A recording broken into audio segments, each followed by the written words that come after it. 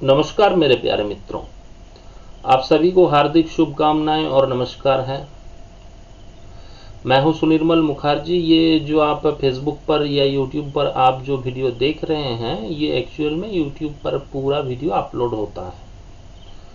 और मैं एक ज्योतिषी हूं, बहुत सालों से एस्ट्रोलॉजी प्रैक्टिस कर रहा हूं, जिस पर प्रयास को और भी आगे बढ़ाते हैं और ज्योतिष में जो फलादेश किया जाता है उसके ऊपर भी। और मैं जितने भी ज्योतिष का स्ट्रीम है वो सारे ही सब्जेक्ट पर मेरा फोकस रहता है। जैसे किसी भी शास्त्रों को खराब या अच्छा बताना ये मेरा काम तो है नहीं, क्योंकि ये पूर्वज ऋषि ने दिया हुआ ये सूत्र है, इसमें तो हमारा कोई अधिकार है नहीं। हम थोड़ा सा पढ़ सकते हैं और उसके बारे में हम थोड़ा सा बता सकते हैं, यही हम कर सकते हैं। अब जो व्यक्ति इसका खराब या भला बोलते हैं तो इसका मतलब ये है वो ऋषि से भी बहुत ज़्यादा जानकारी उनको हो सकता है। क्योंकि ये मैं क्यों बात बता रहा हूँ, आज की डेट पर आप किसी भी जगह पर जाएंगे, सारे व्यक्ति एक दूसरे की बुराई करने में लगे हैं। तो ऐसा सिचुएशन तो चल रहा है। कोई भी शास्त्र ना बुरा है ना अच्छा है, क्योंकि उसका मालिक जो है हम तो है नहीं। सारे ही शास्त्र, सारे ही सब कुछ सनातन धर्म के ऊपर ही टिके हुए हैं, जिसका मूल आधार है भगवान। अब भगवान का मतलब क्या है? अग्नि, पृथ्वी, वायु, जल, आकाश, ये पंच तत्वों से भगवान बनता है। ये पंच तत्वों को ही हम भगवान मानते हैं। इसी के थ्रू ही हम सारा सब कुछ प्रयास करते हैं और हर कण कण में भगवान रहता है। किसी भी चीज को आप जितने भी तोड़ेंगे उसी के अंदर एक शुरू होगा, एक मध्यस्थता होगा, और वो खराब करने पर भी वो होता है। जैसे ब्रह्मा, विष्णु, महेश। एक है जो सृष्टि करता है ब्रह्मा, और एक है जो स्टेबल करके रखता है वो है विष्णु, और एक है जो ध्वंस कर देता है, एकदम पूरा खराब कर देता है, वो है महेश। सारे कण में ही आपको मिलेगी।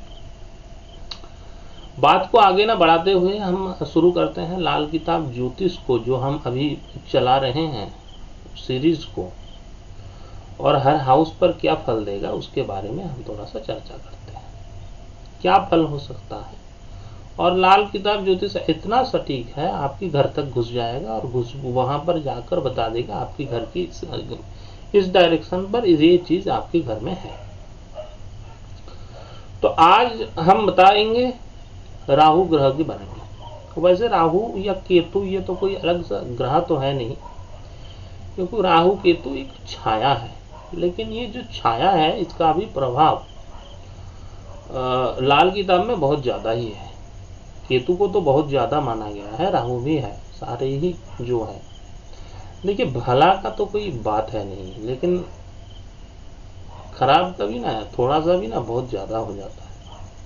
तो ये अलग से कोई ग्रह है नहीं, ये एक छाया है जो हम राहु केतु मान लेते हैं।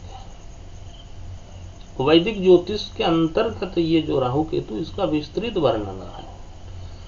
आपको मैं जनरली बता सकता हूं, राहु केतु जिस भी भाव में होगा उस भाव के अंदर एक पर्टिकुलर चीज होगा, जिस नक्षत्र में होगा, और नक्षत्र का लॉर्ड जिस जिस भाव उसको सिग्निफिकेशन करता होगा, उस दोनों हाउस का बात को लेकर वो व्यक्ति बहुत ज्यादा चिंतित रह सकता है ना। हम अगर देखें एग्जाम्पल के साथ, राहु अगर भरणी नक्षत्र में हुआ, भरणी नक्षत्र क्या है? शुक्र का नक्षत्र है। पहले आता है केतु, उसके बाद आता है केतु जैसे अश्विनी, उसके बाद शुक्र, उसके बाद रवि, ऐसे करके जो सीरीज आता है केसु रोच मोरा वृषभु,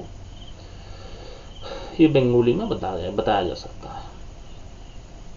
राहु अगर शुक्र के नक्षत्र में है, अगर समझ लेते हैं कि मेष लगन ही है उस व्यक्ति का, राहु है उसका भरणी नक्षत्र में, तो भरणी नक्षत्र दो हाउस को रिप्रेजेंट करता है। एक है मेष लग्न का हम पकड़ के अगर चलें तो दो है आपका 2 और एक नंबर है 7। तो ये व्यक्ति हम आमतौर पर देखा जाता है, ये व्यक्ति पैसा और इसका जो वाइफ या बिजनेस या दूसरी भाव में खाना भी हो सकता है। तो ये दोनों चीजों को लेकर बहुत ज्यादा चिंतित रह सकता है। अब हम आते हैं लाल किताब के दृष्टिभंगी पर। राहु अगर फर्स्ट हाउस पर हुआ, राहु अगर फर्स्ट हाउस पर हुआ, और लाल किताब के शुरू करने से पहले 2-4 चीज बता देता हूं, जैसे दृष्टिकोण से देखकर आपको विचार करना है, या आप अगर अपना जन्म पत्रिका देख रहे हैं तो इन सारी चीजों का ध्यान पूर्वक करके ही इसके बाद ये फलादेश को आप लगाने की प्रयास जरूर कीजिए। वो बात यह है, लाल किताब पहली तो है, राशि का कोई बात है नहीं, वो खाना नंबर या हाउस नंबर पर ही बेस्ड है, किस हाउस में है, किस भाव में है, उसी के ऊपर ही ये फलादेश किया जाता है। तो आप अगर नॉर्थ इंडियन चार्ट पर जाएंगे तो वो पहली जो राशि का जो घर होता है वही लगन है, और आप अगर ईस्ट इंडियन चार्ट या अदर्स चार्ट पर जाएंगे तो वहां पर जहां पर एसेंडेंट लिखा हुआ है वो लगन जहां से शुरू होता है उसी से ही हम पारा सारा जो 12th हाउस उसी को ही गणना में हम शामिल करेंगे। अब हम आते हैं, राहु अगर फर्स्ट हाउस पर हुआ तो मतलब जहां पर एसेंडेंस लिखा हुआ आएगा वो वहां पर हम फर्स्ट हाउस देख लेंगे। फर्स्ट हाउस पर अगर या प्रथम भाव में अगर राहु देव हुआ तो ये कहा जा सकता है कि ये व्यक्ति जब जन्म के समय पर, वैसे तो जनरली होता ही है, लेकिन इनका जो मामा होता है, इसका जो बड़े फादर होता है, या कोई काले शरीर का जो कलर होगा वो काले कलर का कोई व्यक्ति जरूर होता है। दूसरी बात यह है, इनके घर में ना ताजमहल की चित्र होगा। राहु फर्स्ट हाउस पर ताजमहल की चित्र। अब देखिए, ज्योतिष का मैं कह दूंगा कि आपके घर में ताजमहल की चित्र होगा तो इसका मतलब है नहीं ये ताजमहल आपके घर में एक बढ़िया सा होगा, लेकिन मेरे कहने की मतलब यह है, ज्योतिष का कोई भी सूत्र आप अगर लगा रहे हैं, और मैं ये जानता हूं कि आप अगर मेरे चैनल को सब्सक्राइब करके भी रखे हैं, तो इसका मतलब है आप ज्योतिष में इच्छुक हैं और ज्योतिष को आप जानना चाहते हैं। अब ज्योतिष को जानने के लिए दो ही माध्यम है। ज्योतिष को जानने के लिए आपको पहली बात यह है कि आपको चार्ट देखना पड़ेगा, और दूसरी बात भी यह है कि आपको प्रैक्टिकल चार्ट देखना पड़ेगा। चार्ट जब तक ना देखेंगे तब तक आपको समझ में नहीं आएगा। तो हम अगर ताजमहल को देखेंगे तो मैं ये कह देता हूं कि आपके घर में ताजमहल होगा, और होता भी है। उसके घर में ताजमहल के चित्र होता है, या खिलौने के रूप में उसके घर में ताजमहल होता है, या किसी घर का चित्र भी हो सकता है, या किसी घर की चित्र जैसे खिलौने के रूप में वो भी हो सकता है। तो स्थान काल परिस्थिति के ऊपर वो जाकर आपको प्रेडिक्शन करना है कि आपके घर में ताजमहल की चित्र होगी। दूसरी बात है, ये व्यक्ति कभी कांस्टेंट रह नहीं पाएगा, इसके अंदर ना हड़बड़ाहट होगी, ये कभी कॉन्स्टेंटली काम कर नहीं पाएगा। इन व्यक्ति के अंदर थोड़ा सा चंचल मन होगा, बहुत ही चंचल मन होगा। ये व्यक्ति कभी स्थिर मन से, एकदम से अस्थिरता काम करेगी, और ये खुद को लेकर ही ये अपने अंदर में अस्थिरता का काम कर लेगा, मतलब स्टेबल नहीं रह पाएगा। और इनके अंदर 2 विवाह का योग होता है, या मल्टीपल रिलेशन भी हो जाता है, और इनका जो प्रतिवेशी होता है या जो घर के आसपास का कोई व्यक्ति होता है, इसका झगड़ा हो जाता है। दोष इसका होता नहीं, लेकिन ये झगड़ा हो जाता है। जो जैसे हम आसपास रहते हैं, लेकिन इनका थोड़ा सा ज्यादा ही होगा झगड़ा, तो ये हम सोच के हम चल सकते हैं। लगन में बैठा हुआ राहु, इनके घर में आप जाएंगे और देखेंगे जो पेंट करने की जो डिब्बा होता है, वो डिब्बा ना सूखा पड़ गया है, थोड़ा सा रंग रह गया है और वो सूखा पड़ गया है, वो जो पेंट का डिब्बा, वो बात है। फर्स्ट हाउस लगन में, मतलब लगन में अगर राहु हुआ तो। और इनकी चंचलता इतना काम करती है, कई बार घर को छोड़ के कहीं भाग जाती है, चाहे 2 घंटे के लिए भी हो सकता है। ये व्यक्ति लगन में राहु अगर बैठा हुआ है ना, तो वो 2 घंटे के लिए वो घर से बाहर भी भाग के चला जाएगा कि घर में कोई मन नहीं लगता है, घर को आनंद नहीं आता है घर की, क्योंकि इसके घर में ना थोड़ा सा परेशानी रहता है। इनकी घर में थोड़ा सा अलग तरीके से परेशानी रहता है। ये घर को छोड़ के कभी कभी कुछ दिनों के लिए चला जाता है, उसके बाद वापस आता है। तो हम आप आगे बढ़ते हैं। खाना नंबर 2 या द्वितीय भाव में अगर राहुदेव हुआ तो क्या क्या फल हो सकता है। खाना नंबर 2 में हम अगर देखें, राहुदेव क्या है? आपकी मन की आशा। आप जब सोने की समय आता है, आप जब सोते भी हैं, वो आपकी जो जिस हाउस में है उसका आशा भी आप सोने की समय पर एक बार जरूर आएगा। समझ लेते हैं कि राहु 2 कैसे काम करेगा। समझ लीजिए आप 2 नंबर हाउस पर राहुदेव है, तो आप ये सोचेंगे सोने के समय पर भी, दिन में एक बार ख्याल आपको आएगा, और इसको इतना ख्याल आएगा और वो सोचने पर मजबूर हो जाएगा कि ये व्यक्ति पैसे के बारे में बहुत ज़्यादा सोच लेगा। सोने की समय खाना नंबर 2 में है, तो वो व्यक्ति के पैसा कैसे आएगा, पैसा क्या आएगा, वो जो भूख है ना, वो रात की सोने की समय एक बार जरूर आएगा। अगर आपकी 2 नंबर हाउस पर राहुदेव है या सोने की समय ये व्यक्ति मुंह है ना, दूसरा हो क्या है, मुंह, तो ये व्यक्ति सिगरेट भी पी लेगा। राहु क्या है? इल्यूजन है। वो व्यक्ति दारू पीने का भी शौकीन हो सकता है, दारू भी पी सकता है। ज्यादातर देखा गया है कि ये व्यक्ति सूखा नशा करता है। अगर तीसरी हाउस में हुआ राहु, तो क्या होगा? तीसरी हाउस में हुआ तो ये व्यक्ति पेपर, डॉक्यूमेंटेशन या किसी व्यक्ति से बहुत ज्यादा बात करना, ऐसा हो सकता है। 4th हाउस पर राहुदेव हुआ तो क्या हो सकता है? ये व्यक्ति अपने माँ को लेकर, अपनी जमीन जायदाद को लेकर ये सोचेगा। रात की सोने की समय पर भी वही सोच आएगी जहां पर राहुदेव बैठा हुआ है। अब जब सोएंगे ना, तो सोने की समय पर भी 10 मिनट समय ऐसी आएगी जहां पर आपकी राहुदेव है, उसी बारे में आपको सोचना ही पड़ेगा। आप सोचेंगे जरूर 100%। दिन में तो सोचेंगे ही, लेकिन रात को भी सोने की समय पर एक बार सोच जरूर आएगी। अगर 5th हाउस पर है, आप अगर बैचलर हैं या विवाहित हैं, तो मतलब मैरिज हैं, तो वो वहां पर अगर 5th हाउस पर है, तो वो व्यक्ति सोचेगा कि व्यक्ति प्रेम के बारे में, किसी अगर व्यक्ति के साथ संपर्क में है, मतलब रिलेशन में है, तो वो उसके बारे में ज्यादा सोचेगा। अगर वो व्यक्ति विवाहित नहीं है, तो व्यक्ति पढ़ाई लिखाई में सोचेगा कि हम कैसे नॉलेज को इंक्रीज कर पाएं और मार्केट पर बहुत अच्छी तरीके से काम कर पाएं। 6th हाउस पर है तो उसके शत्रु के बारे में सोचेगा। राहुदेव है तो मतलब हमारा शत्रु कौन है, हमारा एनिमी जो है, और वो लोन के बारे में पर भी सोच सकता है, क्योंकि 6th हाउस पर लोन भी आता है, ऋण भी आता है। किसी व्यक्ति का बुरा हाल है, रोग है, उसके बारे में भी सोच सकता है। 7th हाउस पर है तो बिजनेस या अपनी जो पत्नी है उसके बारे में सोच ले। सोने की समय पर भी वो सोच 10 मिनट के लिए कॉन्टिन्यूअसली रहेगा। 8th हाउस पर है तो वो व्यक्ति अपनी हेल्थ के बारे में सोचेगा। हेल्थ का क्यों? 1st हाउस पर हेल्थ होएगा, लेकिन 8th हाउस पर भी हेल्थ होएगा। इसका कारण आपको ढूंढना पड़ेगा क्यों है ना। उसका जो पीड़ा है, जो समस्या है, उसके बारे में फिर सोचेगा। 9th हाउस पर है तो फादर के बारे में सोचेगा कि फादर के बारे में क्या है क्या नहीं है, सोचना विचार करना, या धर्म के बारे में, धर्म को कैसे आगे बढ़ाया जाए, या घूमना, या कहीं पर अपनी जो नॉलेज है उसको हायर एजुकेशन पर ले जाना, ये भी सोचेगा।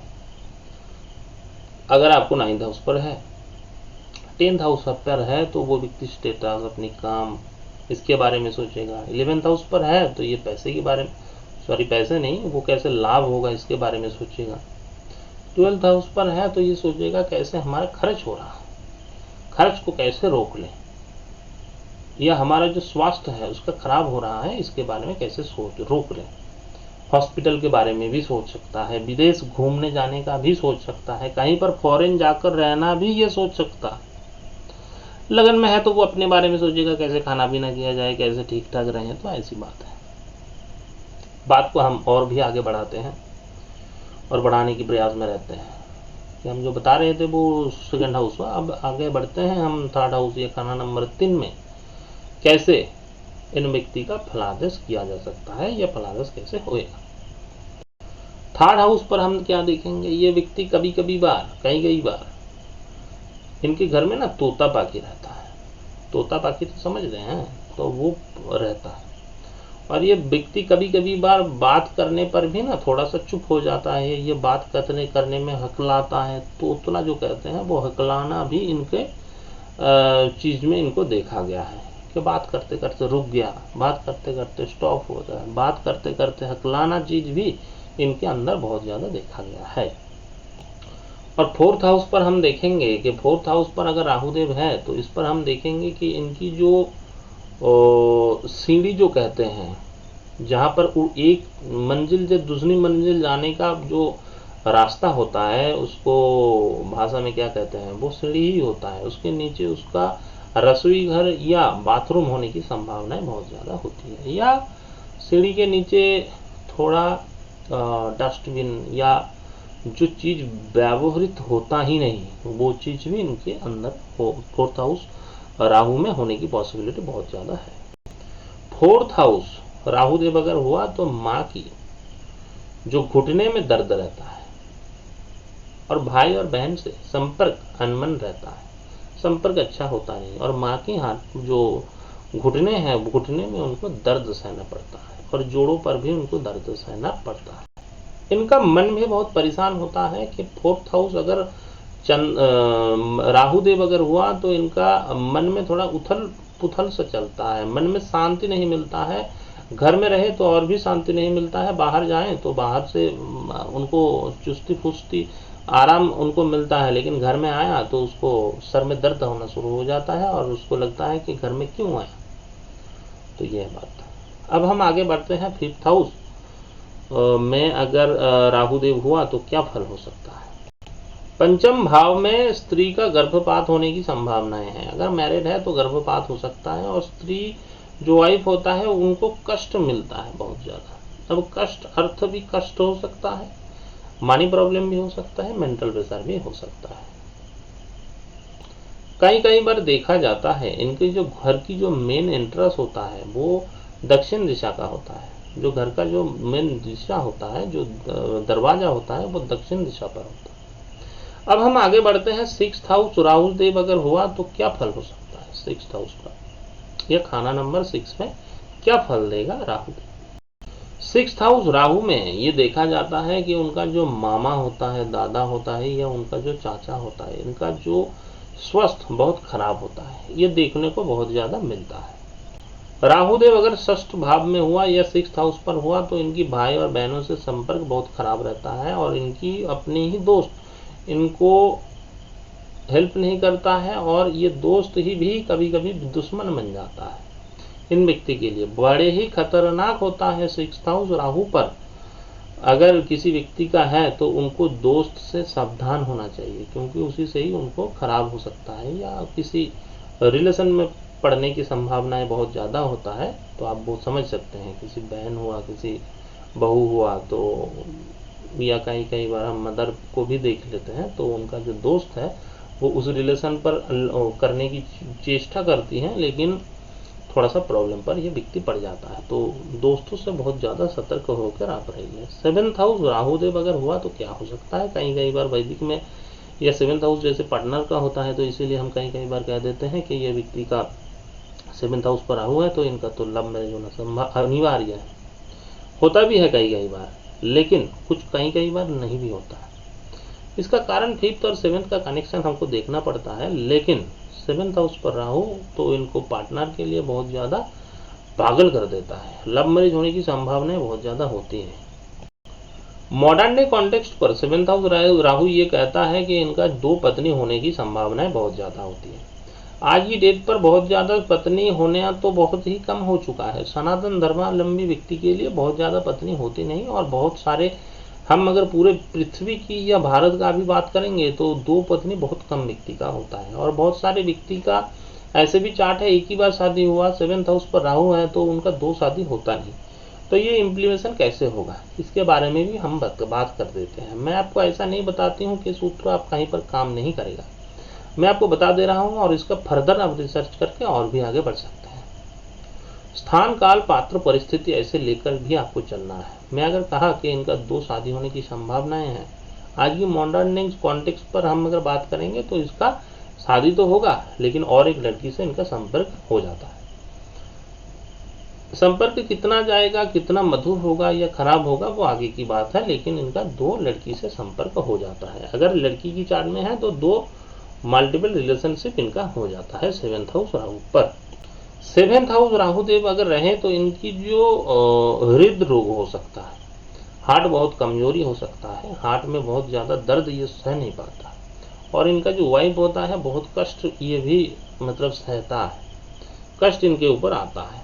अब हम आगे बढ़ते हैं खाना नंबर 8 या 8 भाव पर अगर राहुदेव बैठा हुआ है तो क्या फल हो सकता है, क्या फलित हो सकता है, उसके बारे में हम थोड़ा सा चर्चा कर लेते हैं। 8th हाउस पर हमको देखने को मिलेगा, अगर 8th हाउस पर का व्यक्ति के घर में आप अगर जाएंगे तो इनके घर में अगर कोई पाइप का लाइन है वो तो लीक करेगा। अब एक व्यक्ति के घर में पाइप का लाइन नहीं था, समझने की प्रयास कीजिए मैं क्या बोल रहा हूँ। देखिए आज की डेट में तो क्या है, सारे व्यक्ति के घर में तो पाइपलाइन नहीं हो सकता है ना, सारे व्यक्ति तो इतनी आर्थिक रूप से इतना सामर्थ्यवान है नहीं कि उनके घर में से पाइप लीक करेगा, लेकिन उनके घर में बिजली था। आज की डेट पर जितने ज़्यादा से ज़्यादा वो पाइपलाइन मतलब पानी का जो लाइन नहीं है उससे ज़्यादा हर व्यक्ति के घर में बिजली आती है। अगर साधारण दृष्टि से आप अगर देखेंगे तो उनकी बिजली से लाइट का वो पाइप थोड़ा सा प्रॉब्लमेटिक हो सकता है अगर उनके घर में पाइप का लाइन नहीं है। तो ये है बात, मतलब किसी न किसी तरीके से वो प्लैनेट आप काम करके निकल जाएगा, इसका मतलब ये। इनके घर में जो है सीमेंट कहता है, जो कंक्रीट की ढलाई करने के लिए जो सीमेंट की जैसे अल्ट्राटेक हुआ, कोणार्क हुआ, ऐसे जो सीमेंट आता है वो सीमेंट जम के बैठ गया है, हो सकता है सीमेंट का बस्ता जम गया है और वो कई बार देखा जाता है किसी दूसरी जगह पर रखा गया है लेकिन वो जम जाता है। 8th हाउस राहुदेव इनका देखा जाता है कर्म स्थल में इनका बहुत ज़्यादा फ्लक्चुएट होता है, कर्म पर ये व्यक्ति स्टेबल रह नहीं पाता, काम में बहुत ज़्यादा इनको तकलीफें आता है। 8th हाउस पर भी इनका देखा गया है ससुराल से संपर्क अनबन रहता है, बहुत ज़्यादा मधुर सा होता नहीं, संपर्क बहुत ही खराब रहता है। अब हम आगे बढ़ते हैं 9th हाउस अगर राहुदेव हुआ तो क्या फल हो सकता है, खाना नंबर 9 में क्या फल देगा। 9th हाउस राहु पर देखा जाता है ये व्यक्ति कई बार मानसिक चिकित्सा दे सकता है। अब मानसिक चिकित्सा देने की मतलब क्या है, कई बार क्या होता है मानसिक रूप से पीड़ित हुआ व्यक्ति वो व्यक्ति किसी को सांत्वना दे देता है कि भाई तुम्हारा काम चला गया है तो ठीक है, कोई बात नहीं, 2 दिन बाद मिल जाएगा, ऐसे सुझाव देता है घर में कोई व्यक्ति। तो ये है बात, मानसिक रूप से उसको सपोर्ट करता है 9th हाउस राहु पर। कई बार देखा जाता है ये व्यक्ति किसी अन्य धर्म पर, अगर सनातनी धर्मावलंबी है तो वो किसी अन्य धर्म पर इनका विश्वास चला जाता है और इनके घर में आप अगर देखेंगे तो वो धर्म को छोड़कर भी और भी किसी धर्म का पूजा हो सकता है। जैसे हम अगर एग्जाम्पल के रूप से हम अगर देखना चाहें तो ये देख पाएंगे कि कोई व्यक्ति अगर हिंदू है लेकिन वो फिर भी साईं बाबा, अनुकूल जी, देखिए ये तो परिपूरक है, ये हिंदू धर्म की ये व्यक्ति विशेष का पूजा तो होता नहीं। किसी मुस्लिम इस्लाम धर्म की व्यक्ति को श्रद्धा रखना है ना, तो ये सारा चीज खराब है या भला है हम नहीं कहते, लेकिन या बौद्ध धर्म में विश्वास रखना, बुद्ध देव की पूजा करना, बुद्ध देव की श्रद्धा करना, ऐसी श्रद्धा इनकी खुद की धर्म से ज्यादा आगे की धर्म में इनका होता है। कई बार और एक चीज मैं आपको बताना चाहता हूं कि चंद्रमा जिनका 9th हाउस पर होता है तो ये व्यक्ति थोड़ा सा नास्तिक किस्म का हो जाता है, क्योंकि 9th हाउस पर आता है धर्म, तो इस पर जो भी प्लेनेट बैठेगा वैसा ही उसकी धर्म में रुचि रहेगी या उसका कारकता वैसे ही रहेगी। अगर 9th हाउस पर और भी क्या जैसे प्लेनेट हुआ, 9th हाउस पर मंगल हुआ तो वो व्यक्ति जो धर्म को मतलब करता है ग्रहण, उसके धर्म में कोई व्यक्ति बोलेगा तो वो लड़ जाएगा। किसी के अंदर है 9th हाउस पर सन है तो वो व्यक्ति क्या करेगा, आप अगर उसके धर्म में थोड़ा सा बताएंगे तो उसके अंदर ईगो हार्ट हो जाएगा, उसके अंदर वो बोलेंगे और वो गुस्सा हो जाएगा, है ना। अगर केतु है तो उसको तो कुछ बोलने की जरूरत ही है नहीं है, उसको तो पता है कि हम धर्म के कितने मार्ग पर अगर आगे बढ़ पाएंगे, वो लड़ेगा भी नहीं, झगड़ा भी नहीं करेगा, क्योंकि उसको स्वात्विक भावापन्न का उसको एहसास है, वो और भी आगे बढ़ पाएगा। हम किसी भी धर्म में जाएं, इस्लाम है या हिंदू धर्म है, किसी भी जगह पर जाने की मतलब क्या है, एक जगह पर ही पहुंचना। किसी भी धर्म, देखिए धर्म क्या है, धर्म एक सत्य है जो सत्य में जाकर ही उसको प्राप्त किया जा सकता है। अब वो क्या है वो किसी को नहीं पता है। एक्चुअल में भगवान क्या है उसको कोई किसी को नहीं पता है। अगर किसी को पता है तो वो बताता भी नहीं है। हम अपने धर्म में क्या है, हम सारे व्यक्ति क्या करते हैं, हम अपना धर्म में, हम मनुष्य हैं तो इसीलिए हम क्या करते हैं, मनुष्य जैसे किसी आकृति को हम लगा लेते हैं और वो लगता है कि यही भगवान है ना। बौद्ध धर्म में क्या होता है, कोई व्यक्ति कुछ पंथ का अवलंबन करने के लिए बताया बौद्ध में, तो उस शास्त्र में आगे बढ़कर वो व्यक्ति प्राप्त कर सकता है। ख्रिस्ट धर्म में क्या हुआ, ख्रिस्ट धर्म में भी कुछ ऐसी चीज बताया गया है धर्म के बारे में, जो सत्य है वो सत्य के ऊपर ही वो धर्म खड़ा हुआ है और वो आगे बढ़ पा रहा है। इस्लाम धर्म में क्या हुआ, इस धर्म में बहुत ज्यादा एग्रेसिव चीज है। जैसी क्या है, ये व्यक्ति कहते हैं मार पीट करके ही हम सब कुछ प्राप्त कर लेंगे और सारे व्यक्ति को हमारा धर्म ही उसको मानना पड़ेगा। अब भाई हम कैसे माने, तुम्हारा धर्म है तुम मान लो, हम काहे माने, क्योंकि हमको तो पता है धर्म ईश्वर का मतलब क्या है। ईश्वर का मतलब ये नहीं कि एक ही जगह पर भगवान बैठा हुआ है या अल्लाह जो है वो एक ही जगह पर बैठा हुआ है। अल्लाह अगर बनाया तो वो सारे जगह पर ही बनाया, सारे जगह में है, हमको तो ये पता है, तुमको नहीं पता है। भगवान किसी जगह पर आप बैठ दिया है, भगवान को आप एक जगह पर बैठे, सातवें आसमान पर वो भगवान है। कैसे है भगवान, भगवान तो सारी जगह पर ही है। हम अगर सोचने विचारने की हम अगर धारा में आए, भगवान का अर्थ क्या है ना। भगवान अगर है तो उससे, अल्लाह अगर है तो उससे वो करवा लो, और क्या, कुरान शरीफ को पढ़ के या कुछ उसका जानकारी लेकर आपको क्या मिलेगा। उसमें हिंसा और भी कुछ अन्य अन्य चीज जहां पर बताया गया है, कुछ शांति का प्रतीक है नहीं, मार दो पीट दो ऐसे करके ही वो चीज सारा वहां पर बताया गया है। इससे ज्यादा कुछ है नहीं। उनका मानना है कि भगवान एक है, भगवान का तो सब कुछ ही है ना। भगवान का सारा चीज ही तो पूज्य है। हम तो ये सनातन धर्म में ये कहते हैं कि भगवान का सारा चीज ही पूज्य है। भगवान क्योंकि सारे जगह पर ही बैठते हैं, सारे जगह पर ही उनका अस्तित्व है। विज्ञान का हम अगर सहारा लें तो उसमें क्या देखेंगे, इलेक्ट्रॉन न्यूट्रॉन प्रोटॉन, हम सारे जगह पर, आप अपने जो ये 60 का कोण भी अगर निकालेंगे तो इस पर भी इलेक्ट्रॉन न्यूट्रॉन प्रोटॉन, और ये हम जो पहले से कहते आते थे सनातन धर्म में, तो क्या कहते हैं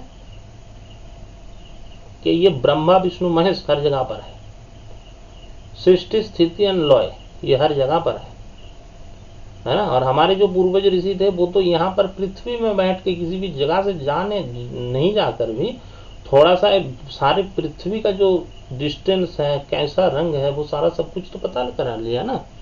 वेद में आप अगर पढ़ेंगे तो वहां पर आपको पता लगेगा। अब इसकी धर्म में क्या लिखा है, क्या बताया है इन्होंने, क्या काम किया है, भगवान एक है, यही इनका काम है, और कुछ है क्या काम,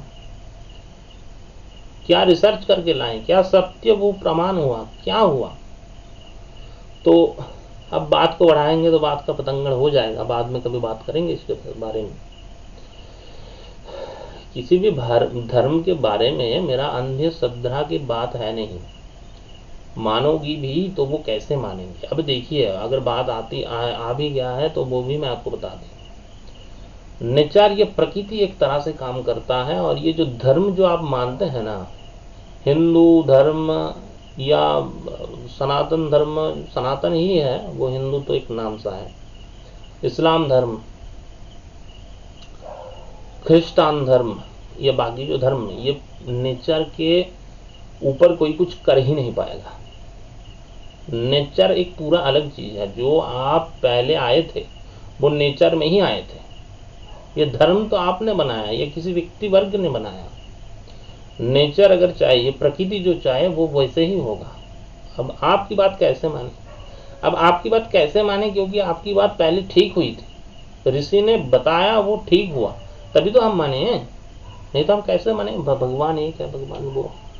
अब जो भी है, नमस्कार। किसी बात पर अगर बुरा लगा तो वो बुरा लगना सही है, क्योंकि सही बात मैंने बताया, ये मेरे को पूरा ही एहसास है। अब हम आगे बढ़ते हैं ज्योतिष की किसी अन्य दिशा पर, और जो बात कर रहे थे राहु 9th हाउस, जिस बात पर इतना बात हो रहा था उसी पर ही हम बात पर आगे जाते हैं। हमारा काम है ज्योतिष करना, उस पर ही हम चर्चा करेंगे। 9th हाउस का व्यक्ति आप देखेंगे जिसका राहु है, उसके देर से सोता है, सोया लेटा और उसको मतलब नींद आ गई ऐसी होगी नहीं। आधा घंटा मोबाइल में टीप टाप करेगा, क्या होगा क्या नहीं होगा, स्क्रॉल करेगा, टीप टाप करेगा, उसके बाद ही 2 घंटे 12-1 बजे के अंदर उसको नींद आ जाएगी। मतलब स्वाभाविक रूप से 10 बजे के अंदर इनको नींद नहीं आता है। अब हम आगे बढ़ते हैं। राहु अगर 10th हाउस पर हुआ तो क्या होता है? राहु 10th हाउस पर होता है तो इसमें बहुत ज्यादा इल्यूजन पैदा कर देती है। राहु 10th हाउस पर होता है तो इसका मतलब क्या है? ये व्यक्ति के घर में जो पैसा चलता नहीं है। अब तो ऐसी सिचुएशन आ गई है, थोड़ी देर पहले भी वो बहुत पैसा चलता नहीं था, वो खोटे सिक्के जिसको कहते हैं, वो सिक्का उसके घर में रहता है। 10th हाउस अगर राहु हुआ तो 10th हाउस राहु पर ये कहा गया है, इनकी जो सर है ये थोड़ा सा किसी आच्छादित करना देना चाहिए। मतलब ये जो सर है ये मतलब ऐसे नहीं रहना चाहिए, किसी भी रुमाल से या किसी भी वो से इसको ढकना चाहिए। अगर नहीं ढका गया, ऐसे आप टोपी भी यूज कर सकते हैं, जो टोपी मिल सकता है, नहीं तो इनकी मान सम्मान हानि की संभावनाएं बहुत ज्यादा बढ़ जाती है। अब हम आगे बढ़ते हैं। 11th हाउस राहु का क्या फल है उसके बारे में हम चर्चा करते हैं। 11th हाउस राहु अगर है तो ये व्यक्ति का देखा जाता है पैसा बहुत खर्च करता है, मोबाइल या किसी इलेक्ट्रॉनिक चीज का इनका बहुत ज्यादा खराब होने की संभावनाएं बहुत ज्यादा बढ़ जाती है। और इनका जो अर्थ आता है, पैसा जो आता है, लाभ जो आता है, तो कई बार सत्य मतलब जो मॉरलिटी से जो आना चाहिए, जो सत्य पथ से आना चाहिए, वो नहीं आता। किसी बार वो 2 नंबरी काम पर या थोड़ा झूठ मूठ बोलकर या कुछ ऐसे करके ही इनको पैसा थोड़ा सा इधर उधर से आ जाती है। 11th हाउस राहु पर। 12th हाउस अगर राहु हुआ तो इनके घर में देखा जाता है किसी ऐसी धार्मिक किताब रहता है, वो किताब वो पढ़ता नहीं, वो किसी जगह पर वो वैसे ही रखा गया है। कई बार वो भी खोल के पढ़ लीजिए, क्योंकि धर्म का मतलब है सच, वो सच को जानना थोड़ा सा अनिवार्य है। किसी भी धर्म का मकसद यही होना चाहिए कि उसको सत्य जो सही जो रास्ता है उसको मिलना चाहिए। इनके घर में अगर छत हुआ तो इनके घर में कबाड़ हो सकता है, या इनका जो खर्चा है या बाहर जाने की भी पॉसिबिलिटी बहुत ज़्यादा होती है। ये बाहर जाते हैं और इनका खर्चा भी बहुत ज़्यादा होता है। जैसे राहु है ना, वो वहाँ पर इल्यूजन पैदा कर देता है, वहाँ पर खर्चा को उसको सोचने पर मजबूर कर देता है। पैसा है, खर्च करना पड़ेगा भाई, ऐसे करके करना पड़ता है। तो देखिए, ये जो था 1 से लेकर 12th हाउस तक मैंने आपको बता दिया। ये चार्ट पर लगाइए, कैसा लग रहा है कमेंट पर बताइए, और मेरे YouTube चैनल पर लाइक शेयर एंड सब्सक्राइब कर दीजिए, क्योंकि जो सूत्र मैं आपको बता रहा हूँ, मैंने जो इतना परिश्रम कर रहा हूँ आपके लिए, और ये जो सूत्र मैं आपको बता रहा हूँ आपको चार्ट पर लगाकर मजा आ रहा है, तो मैं अब क्या है, अगर लाइक हुआ, सब्सक्राइब हुआ या शेयर आप करते हैं तो इससे मेरा मनोबल बढ़ जाता है। किसी भी कर्म को करने के लिए अगर किसी का सपोर्ट मिलता है तो उसको मनोबल बढ़ जाता है, और वो काम करने पर भी और भी सचेष्ट हो जाता है। ऐसे भी मैं आपको देखिए, मेरे पास तो बहुत सारे सूत्र हैं, जैमिनी के हैं, केपी के हैं, इंटरलिंकिंग है, और भी कई ज्योतिष का टूल मैं यूज करता हूँ।